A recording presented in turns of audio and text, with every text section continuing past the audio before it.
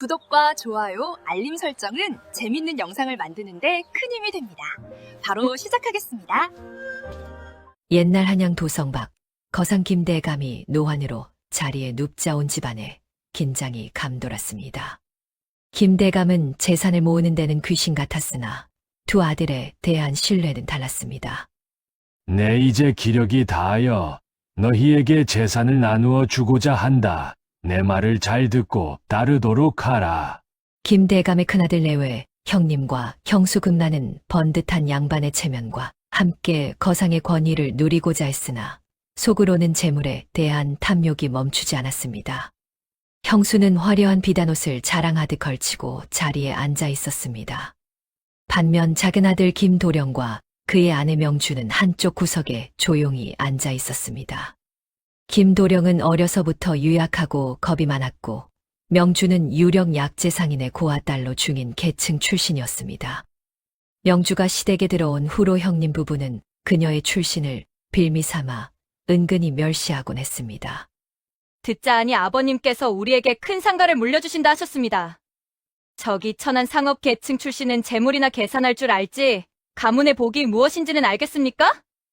형님은 아내의 말에 고개를 끄덕이며 짐짓거만한 표정을 지었습니다. 명주는 속으로 그 모욕을 새기며 오직 자신의 지혜만이 이 집안에서 스스로의 자리를 만들 수 있음을 알고 있었습니다.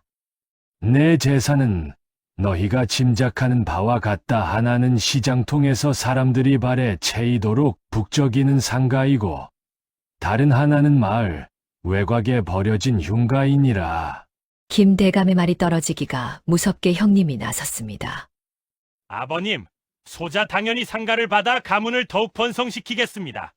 그 번듯한 상가야말로 소자에게 합당한 자리이옵니다. 형수 금난 역시 만족스러운 미소를 감추지 못했습니다. 허나 그 상가는 관리가 소홀하면 순식간에 재물을 잃기 쉬운 자리이다. 하지만 흉가라고 불리는 그 집은 다르다. 모두가 의아한 표정으로 김대감을 바라보았습니다. 그 흉가 지하에는 사계절 마르지 않는 샘이 있느니라. 밤마다 들리는 그 곡소리도 사실은 바위 틈으로 물줄기가 지나며 나는 공명음일 뿐이니라. 그 물소리는 귀신 소리가 아니라 재물을 모으는 소리이다. 어느 쪽을 택할 것인지는 너희 아우에게 달려있다. 형님 부부는 김대감의 말을 비웃었습니다. 아버님, 어찌 헛된 미신을 가지고 재산이라 하십니까? 그깟 곡소리가 무슨 재물이 된다는 것입니까? 재물은 사람이 직접 벌어야지요. 저 천한 상업 계층의 며느리나 혹하겠지요. 그 말에 명주는 더 이상 침묵할 수 없었습니다. 그들의 조롱은 자신의 출신에 대한 모욕이자 남편의 몫을 무시하는 행위였기 때문입니다. 명주는 차분하게 남편에게 눈짓했습니다. 남편 김도령은 겁에 질려 덜덜 떨면서도 아내의 단단한 눈빛에 이끌렸습니다. 서방님, 아버님 말씀이 맞습니다. 형님께서 헛된 재물에 눈이 멀어 흉가를 버리시니 저희가 그것을 받아 마땅하옵니다. 김도령은 온몸을 떨면서도 아내의 뜻을 따르기로 했습니다. 아버님, 소자는 아내의 뜻대로 흉가를 택하겠습니다. 천한 헛것이라도 그것을 다스려 가문의 체면을 세우겠습니다. 김대감은 두 부부의 상반된 선택을 보고 만족스러운 미소를 지었습니다. 좋다. 내 유산은 너희의 선택대로 나누어 주마. 이 모든 것이 며느리의 지혜가 가문의 복을 결정할 것이라는 내 마지막 뜻이니라. 큰아들은 상가를, 작은아들은 흉가를 가지고 각자의 복을 일구도록 하라. 유산 분배가 끝난 후 형님 부부는 곧바로 상가로 가잔치를 벌이며 돈 쓸 계획을 세웠습니다. 상가에서 나오는 새만 해도 어마어마하지 않습니까? 흉가 같은 헛것에 매달리는 어리석은 아웃 내외와는 다르지요. 우리는 돈을 모아 양반과 족보라도 사서 우리의 체면을 높여야 합니다. 한편 명주 부부는 외딴 흉가로 향했습니다. 낡고 스산한 기운이 감도는 집 앞에서 김도령은 발을 떼지 못했습니다. 부인, 내 정말 두렵소. 어찌해야 하느냐? 밤이 되면 귀신이 정말 나타나는 것은 아니겠지? 명주는 남편의 손을 잡고 흉가 안으로 들어갔습니다. 서방님, 두려워 마십시오. 흉가의 소문은 이미 들었고 그 소문의 근원도 아버님께 들었습니다. 이제 저희가 해야 할 일은 그 소문의 정체를 밝혀내고 이 흉가를 명소로 만드는 것뿐입니다. 부인, 그 곡소리가 귀신 소리가 아니라 한들 내 어찌 이 집에서 밤을 보낸단 말이오? 서방님, 형님 부부가 서방님을 천한 며느리 때문에 가문의 격을 떨어뜨린 어리석은 아우라 멸시하는 것을 잊으셨습니까? 이 치욕을 씻어낼 기회가 바로 이 흉가에 있습니다. 김도령은 아내의 단호한 말에 수치심과 용기가 동시에 피어남을 느꼈습니다. 내일 밤, 저는 흉가에 깃든 악기를 잠재울 비방을 준비해야 합니다. 서방님께서 토굴 근처에 머무시며 저의 의식을 돕고 소리의 변화를 낱낱이 기록해 주십시오. 이는 우리의 명예를 되찾을 첫걸음이 될 것입니다. 영주는 남편에게 귀신을 잠재운다는 핑계를 대어 밤 외출과 흉가, 조사를 남편과 함께 시작할 명분을 만들었습니다. 그날 밤 김도령이 촛불 하나를 들고 흉가 지하의 토굴 입구에 앉았을 때 깊은 땅속에서 처절한 귀신 곡소리가 울려 퍼지기 시작했습니다. 김도령은 온몸을 떨면서도 아내의 명을 따르기 위해 간신히 자리를 지켰습니다. 어둠이 짙게 깔린 밤, 흉가는 낮보다 더 스산한 기운을 내뿜고 있었습니다. 다 썩어가는 기둥과 여기저기 뚫린 창호지 사이로 바람이 들락거릴 때마다 기괴한 휘파람 소리가 났고 그 소리는 마치 누군가 억울함을 호소하는 곡소리처럼 들렸습니다. 김도령은 손에 든 초롱불이 꺼질세라 옷자락으로 감싸 안으며 떨리는 다리를 간신히 움직여 아내의 뒤를 따랐습니다. 등줄기에는 식은땀이 흘러내렸고 입안은 바짝 타들어가 침조차 삼키기 어려웠습니다. 부인, 이곳이 정령 사람이 머물 곳이란 말이오? 방금도 저쪽 기둥 뒤에서 무언가 희끄무레한 것이 지나간 듯한데. 영주는 남편의 옷소매를 단단히 잡으며 차분한 목소리로 답했습니다.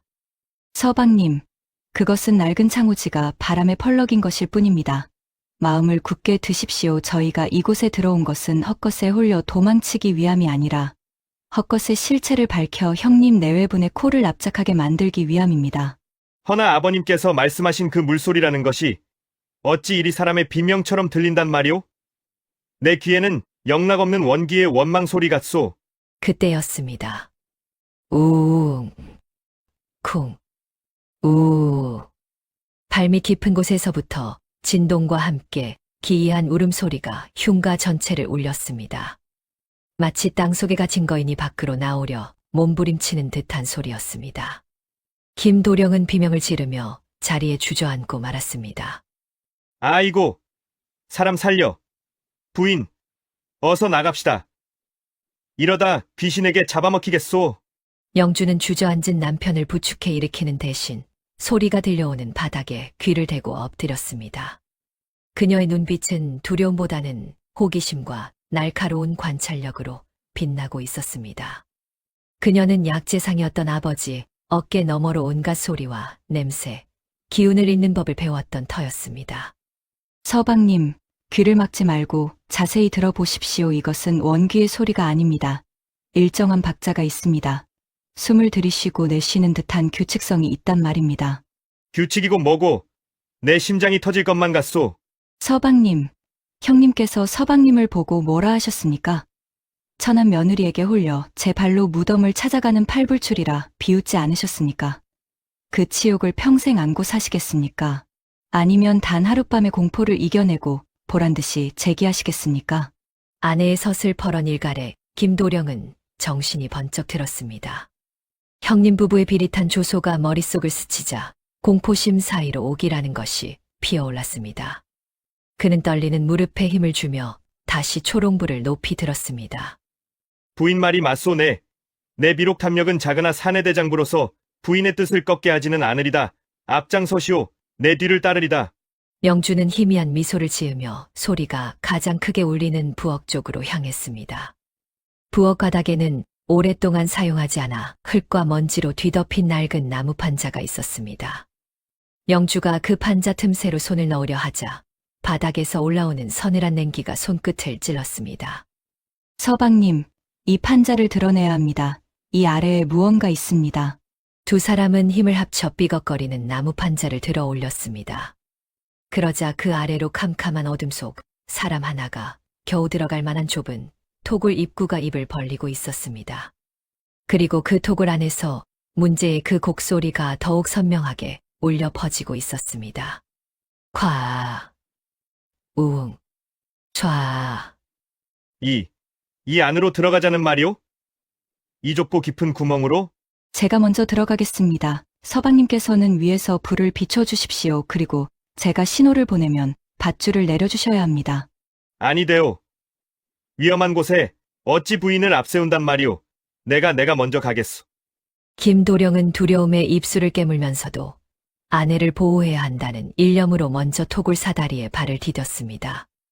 명주는 그런 남편의 등 뒤에서 든든함과 애틋함을 동시에 느꼈습니다. 토굴 아래로 내려가자 놀라운 광경이 펼쳐졌습니다. 그곳에는 거대한 안반 틈새로 세찬 물줄기가 뿜어져 나오고 있었는데 그 물이 좁은 바위 통로를 통과하며 공명하여 마치 사람이 우는 듯한 소리를 만들어내고 있었던 것입니다. 게다가 그 물은 어딘가로 흘러가 고이지 않고 맑게 순환되고 있었습니다. 보십시오. 서방님 아버님 말씀이 옳았습니다.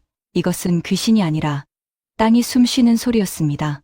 명주는 표주박으로 물을 떠서 냄새를 맡아보았습니다. 비릿한 흙내음이 맞썩은 내가 전혀 나지 않았습니다. 오히려 은은한 단내와 함께 코끝을 톡 쏘는 청량한 기운이 느껴졌습니다. 그녀는 조심스레 물을 한 모금 마셨습니다. 혀끝에 닿는 물맛은 달고 목 넘김은 부드러우면서도 끝맛이 깔끔했습니다. 명주의 눈이 확신으로 빛났습니다. 하지만 그녀는 아직 남편에게 모든 계획을 말하지 않았습니다. 형님 부부의 눈과 귀가 어디에 있을지 모르는 상황에서 섣불리 술 이야기를 꺼냈다가는 그들의 탐욕을 자극할 것이 뻔했기 때문입니다. 서방님, 이 물은 예사물이 아닙니다. 하지만 이 물의 증가를 확인하려면 며칠 밤을 더 지켜보며 기운을 살펴야 합니다. 그러니 밖에는 제가 귀신을 달래는 기도를 드린다고 하시고 밤마다 이곳에서 물을 길어 올려 주십시오. 기도를 드린다 하면 형님 내외가 자네를 무당의 딸이라 오해하며 비웃지 않겠소? 비웃으라 하십시오. 그들이 우리를 미신에 빠진 어리석은 자들로 알게 두는 것이 오히려 우리의 진짜 보물을 지키는 방패가 될 것입니다. 그날부터 명주 두부는 밤마다 흉가에서 기이한 행동을 시작했습니다. 흉가 마당에 큰 솥을 걸고 토굴에서 길어 올린 물을 밤새 끓였습니다. 물을 끓이는 것은 수질을 확인하고 불순물을 제거하는 실험이었으나 밖에서 보기에는 하얀 김이 펄펄 나는 솥단지 앞에서 중얼거리는 명주의 모습이 영락없이 귀신을 부르는 의식처럼 보였습니다. 한편 시장통 상가를 차지한 형님 부부의 상황은 겉보기엔 화려했으나 속은 골마가고 있었습니다. 상가는 목 좋은 곳에 있어 손님은 많았으나 형님 내외는 장사보다는 어떻게 하면 재산을 빠르게 불릴 수 있을지 제밥에 관심이 많았습니다. 형수 금란은 화려한 비단옷을 입고 카운터에 앉아 손님들을 아래로 내려다보며 으스대기 바빴습니다. 어허, 이 옷감이 얼마나 귀한 것인데 함부로 만지는가? 돈 없는 것들은 눈으로만 보고 썩 물러가게. 손님들은 주인의 거만한 태도에 혀를 차며 발기를 돌리기 일쑤였습니다. 형님 또한 장부 정리는 뒷전이고 매일 밤 기생집을 드나들며 거상김 대감의 장자라는 명함을 뿌리고 다녔습니다. 내 아우 놈은 귀신 나오는 폐가에서 구판이나 버리고 있다지. 쯧쯧. 천한 며느리를 들이더니 집안 꼴이 말이 아니야. 나는 이 상가를 키워 한양 제1의 거상이 될 것이니 자네들은 나만 믿고 따르게. 술자리에서 호언장담하며 돈을 물쓰듯 썼지만 정작 상가의 물건 관리나 직원 관리는 엉망이었습니다. 창고에는 쥐가 들끓고 직원들은 주인의 눈을 피해 물건을 빼돌려도 모를 지경이었습니다. 그러던 어느 날 밤 형수 금란은 잠이 오지 않아 뒤척이다가 하인을 불러 흉가 쪽을 염탐하게 했습니다. 아니, 저 천한 것들이 밤마다 흉가에서 뭘 하기에 연기가 피어오른단 말이냐? 혹시 아버님이 숨겨두신 금괴라도 캐내는 것은 아니냐? 내가 가서 낱낱이 보고 오거라. 하인은 흉가 담장 너머를 훔쳐보고 돌아와 겁에 질린 얼굴로 보고했습니다. 마님, 큰일 났습니다요. 작은 마님께서 마당에 큰 솥을 걸어놓고 하얀 김을 피워 올리는데 그 앞에서 무슨 주문을 외우고 계셨습니다요. 그런데 그 솥뚜껑이 들썩거릴 때마다 안에서 황금빛이 번쩍거리는 것 같기도 하고 곡소리가 잦아드는 것이 필시 귀신을 부려 돈을 만드는 도깨비 굿을 하는 게 틀림없습니다요. 금란의 눈이 번쩍 뜨였습니다. 그녀의 머릿속에서 약재상인의 딸이라는 명주의 신분은 사라지고 오직 명주가 돈을 부르는 무당이 아닐까 하는 망상만이 자리 잡았습니다. 뭐라? 귀신을 부려 돈을 만든다고? 옳거니 저것이 중인 출신 주제에 시집 올 때부터 눈빛이 예사롭지 않다 했더니 역시 신분을 속이고 시집을 온 것이 분명하다. 밤마다 곡소리가 나는 흉가를 택한 것도 잡귀를 부리는 재주를 이용해 다 그 귀신들을 부려먹으려는 속셈이었어. 금란은 즉시 남편을 깨웠습니다. 서방님, 일어나 보시오. 우리가 속았소. 아버님께서 흉가에 재물이 있다 하신 게 빈말이 아니었소. 저 앙큼한 동선년이 밤마다 귀신을 불러내 돈을 찍어내고 있다 하오. 금란의 말에 형님 역시 처음에는 당황하는 기색을 보였습니다. 아이고, 이 답답한 양반아. 당신이 그러고도 거상의 자식입니까? 옛말의 터가. 센 곳에서 굿을 잘하면 도깨비가 금망망이를 준다는 말도 못 들어보셨소? 저것들이 혼자만 부자가 되려고 우리를 속이고 흉가를 차지한 게 분명하오. 그 순간 탐욕은 이성을 마비시켰고 형님 역시 아내의 말에 솔깃해졌습니다. 또한 요즘 상가 매출이 예전만 못하고 술값으로 나가는 돈은 많아지던 차였습니다. 하긴 명주 그 아이가 보통 내기가 아니긴 했지. 밤마다 솥을 건다. 그것이 비법이라면 우리라고 못할 소냐? 맞습니다. 우리가 더 크고 화려하게 판을 벌이면 그깟 잡귀들이 천한 동서보다는 우리에게 붙지 않겠습니까? 우리 상가 터가 훨씬 기운이 좋으니 여기서 제대로 된 재물의식을 치르면 금방 천석군, 만석군이 될 것입니다. 다음 날부터 형님 부부의 기이한 행각이 시작되었습니다. 그들은 상가 한복판에 제단을 차리고 값비싼 향과 양초를 사들이기 시작했습니다. 손님이 물건을 보러 와도 부정이 탄다며 쫓아내기 일쑤였고 밤이면 상가 문을 걸어 잠그고 수십 개의 촛불을 켜둔 채 절을 올렸습니다. 비나이다, 비나이다 동귀신님, 도깨비님 저 흉가에 붙은 복을 다 우리 상가로 가져오시고 금덩이 은덩이가 쏟아지게 해주시옵소서. 상가 안은 매캐한 향 연기와 촛농 타는 냄새로 가득 찼습니다.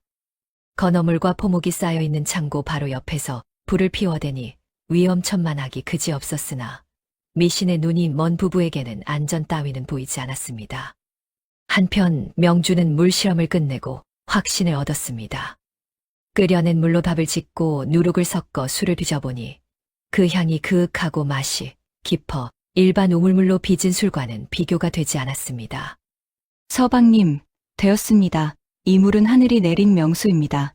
이제 이 흉가는 귀신집이 아니라 사람들의 발길이 끊이지 않는 명소가 될 것입니다. 부인, 정말 대단하오. 나는 그저 무서워 떨기만 했는데 부인은 그 속에서 이런 보물을 찾아내다니 내 부인을 존경하지 않을 수 없소. 이제 본격적으로 양조장을 준비해야 합니다. 하지만 아직은 때가 아닙니다. 형님 내외가 우리의 성공을 알게 되면 분명 회방을 놓을 것입니다. 그들이 스스로의 탐욕의 발이 묶일 때까지 우리는 조금 더 웅크리고 있어야 합니다. 명주는 겉으로는 여전히 흉가에서 고생하는 척 연기했습니다. 낮에는 남편과 함께 흉가에 무너진 담벼락을 고치고 밤에는 몰래 술독을 닦으며 때를 기다렸습니다. 그러던 어느 바람이 몹시 불던 건조한 가을밤이었습니다. 형님 부부는 이날을 대길일이라 정하고 상가 안을 온통 붉은 천으로 장식하고 수백 개의 촛불을 켰습니다. 부인, 오늘은 느낌이 좋소. 불꽃이 춤을 추는 게 꼭 돈이 굴러 들어오는 것 같구려. 암요 동서년이 흉내내는 구판과는 차원이 다르지요. 오늘 밤새 빌면 내일 아침엔 곳간에 엽전이 가득할 것입니다. 부부는 촛불 앞에서 넙죽넙죽 절을 하다가 술기운과 피로를 이기지 못하고 그만 제단 앞에서 깜빡 잠이 들고 말았습니다. 그때 열린 창문 틈으로 강한 바람이 들이닥쳤습니다. 제단 위에 촛대 하나가 기우뚱하더니 바닥에 깔린 붉은 비단 위로 툭 쓰러졌습니다. 불길은 순식간에 비단을 타고 옆에 쌓여있던 마른 건어물 상자로 옮겨 붙었습니다. 타닥 타다닥 화르르. 매캐한 연기에 놀라 깬 형님이 눈을 떴을 때는 이미 상가 한쪽 벽면이 시뻘건 불길에 휩싸여 있었습니다. 으악, 불이야! 부인 일어나시오! 불이 났소! 금나는 눈앞의 불길을 보고 기겁을 했습니다. 하지만 그녀의 입에서 나온 말은 정상적인 사고를 가진 사람의 것이 아니었습니다. 서방님, 저걸 보시오. 불 색깔이 황금색이지 않소? 저건 그냥 불이 아니오. 도깨비 불이오. 돈이 들어올 징조란 말이오. 뭐라? 도깨비불? 그렇습니다. 무당이 그러더이다 불이 크게 일어나면 집안이 일어선다고. 저 불을 끄면 복이 달아납니다. 그냥 둬야 합니다. 미신의 뇌까지 잠식당한 부부는 불을 끄기는커녕 불타오르는 상가를 보며 대박이 터졌다며 덩실덩실 춤을 추기 시작했습니다. 지나가던 야경꾼들이 불을 보고 달려와 물을 끼얹으려 하자 형님은 오히려 그들을 가로막았습니다. 이놈들! 어디 감히 남의 복을 걷어차려 하느냐? 저 불은 끄면 안 된다. 내 돈이다, 내 돈! 대감마님, 미치셨습니까? 이러다 상가가 전소됩니다. 비키십시오. 야경꾼들이 형님을 밀쳐내고 진화를 시도했지만 이미 불길은 걷잡을 수 없이 커져 상가 전체를 집어삼키고 있었습니다. 그제야 뜨거운 열기에 정신이 든 금난이 비명을 질렀습니다. 아, 안 돼. 내 비단. 내 폐물. 여보, 저게 진짜 불이었어? 도깨비 불이 아니라 진짜 불이었단 말이오? 아이고, 다 탄다! 내 재산이 다 탄다! 으악! 화마는 하룻밤 사이에 번화가 상가를 잿더미로 만들어버렸습니다. 건진 것이라고는 그들이 입고 있던 옷뿐이었습니다. 다음 날 아침 숫덩이가 된 상가 앞에 망연자실하게 앉아있는 형님 부부 앞을 지나가던 마을 사람들은 혀를 찼습니다. 쯧쯧. 귀신 씨인 짓을 하더니 꼴 좋게 되었구먼. 멀쩡한 가게를 구판으로 만들더니 결국 제 손으로 태워먹었어. 아버지의 유산을 잃은 형님 부부의 눈에 도끼가 서렸습니다. 그들은 자신들의 어리석음을 탓하는 대신 또다시 남을 탓할 거리를 찾았습니다. 이게 다 저주 때문이다. 흉가에 사는 동선연이 귀신을 잘못 건드려. 그 화가 우리에게 미친 게야. 그렇지 않고서야 우리가 정성 들여 기도한 날에 불이 날 리가 없지 않습니까? 맞소! 그년이 우리를 질투해서 살을 날린 게 분명하오! 관하로 가십시다! 관하로 가서 고발하고 그년이 가진 흉가라도 뺏어야겠소! 탐욕과 미신에 찌든 부부는 득달같이 관하로 달려갔습니다. 그리고 고을 수령 앞에서 목청을 높여 명주를 고발했습니다. 사또! 제 아우의 처! 명주라는 여인이 요사스러운 술법으로 제 가게에 불을 질렀습니다. 그 여인은 본래 근본 없는 중인 출신으로 밤마다 흉가에서 귀신을 부르는 구판을 벌였습니다. 그렇습니다요. 저희는 억울합니다. 그년이 보낸 불귀신 때문에 아버지의 유산을 날렸으니 그년이 사는 흉가를 저희에게 배상으로 주고 그년을 옥에 가두어 주십시오. 사또는 형님 부부의 황당한 주장에 미간을 찌푸렸지만 한편으로는 밤마다 흉가에서 연기가 난다는 소문을 들은 터라 사실 확인을 위해 명주 부부를 호출했습니다. 잠시 후 명주와 김도령이 관아에 들어섰습니다. 명주는 단정하고 깨끗한 옷차림으로 두려움 없는 눈빛을 하고 있었습니다. 김도령 역시 예전에 주눅든 모습이 아니었습니다. 내가 명주냐? 형님 내외가 너를 방화와 요술 혐의로 고발하였다. 밤마다 흉가에서 무엇을 하였느냐? 형수 금난이 명주를 노려보며 소리쳤습니다. 이 요물! 내가 밤마다 솥단지 걸어놓고 주문 외우는 걸 내 하인이 다 봤다. 어서 바른 대로 불어라. 명주는 차분하게 고개를 들고 사또와 형님 부부 그리고 구경 나온 마을 사람들을 둘러보았습니다. 사또, 그리고 형님 저는 요술을 부린 적도, 귀신을 부른 적도 없습니다. 저는 그저 아버님께서 남겨주신 진짜 유산을 가꾸고 있었을 뿐입니다. 진짜 유산! 흉가가 무슨 유산이란 말이냐? 거짓말 마라! 그것이 거짓인지 아닌지는 흉가에 가서 직접 확인해 보시면 될 일입니다. 사또, 부디 흉가로 행차하시어 제 결백을 밝혀주십시오. 명주의 당당한 태도에 사또는 호기심을 느꼈습니다. 사또는 관졸들과 형님 부부 그리고 구경꾼들을 이끌고 흉가로 향했습니다. 흉가에 도착하자 사람들은 놀라움을 금치 못했습니다. 귀신이 나올 것 같던 폐가는 어느새 말끔하게 수리되어 있었고 마당 한가운데에는 덮개를 덮은 우물 같은 것이 자리 잡고 있었습니다. 형님께서 밤마다 들린다고 무서워하시던 곡소리, 그리고 제가 밤마다 솥을 걸고 씨름하던 것의 정체가 바로 여기에 있습니다. 명주가 김도령에게 눈짓하자 김도령이 우물 덮개를 힘껏 걷어냈습니다. 콸콸콸. 그 순간 맑고 청아한 물소리가 울려 퍼졌습니다. 바위 틈에서 솟아오른 지하수가 햇살을 받아 보석처럼 반짝였습니다. 이것은 땅속 깊은 곳에서 솟아나는 천연 안반수입니다.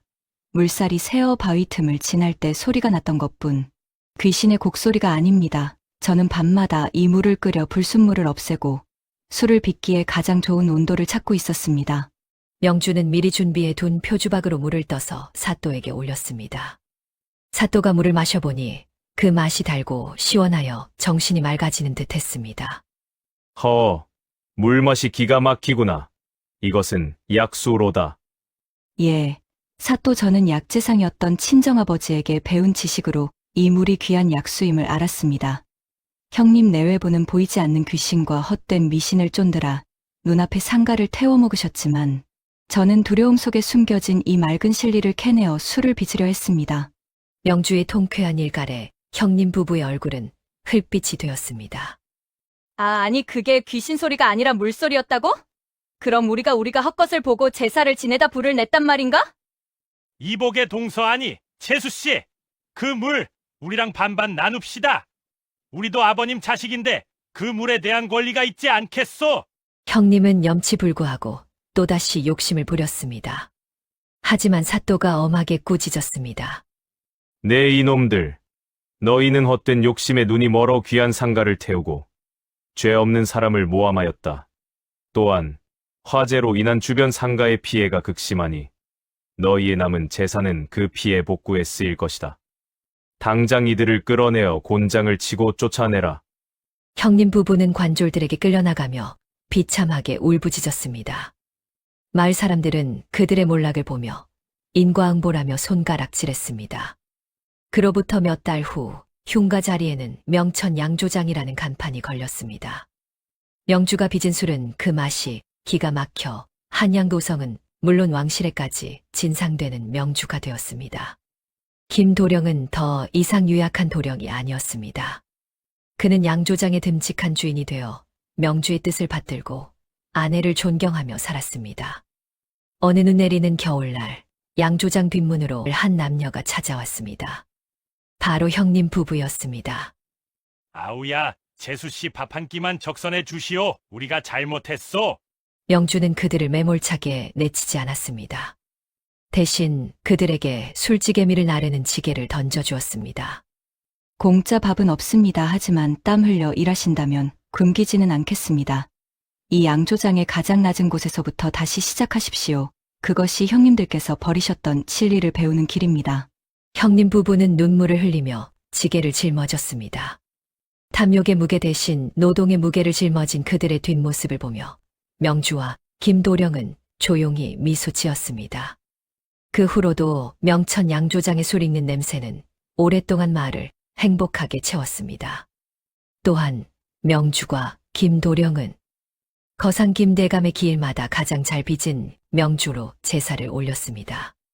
아버지의 무덤 앞에서 김도령은 지혜로운 아내 덕분에 두려움을 극복하고 진실을 마주하는 용기를 깨달은 사실을 평생 잊지 않고 아내를 존중하며 살겠다고 다짐했습니다. 명천 양조장의 술 익는 냄새는 오랫동안 마을을 행복하게 채웠습니다. 명주와 김도령 두 사람은 서로를 아끼며 평생 행복하게 살았다고 합니다.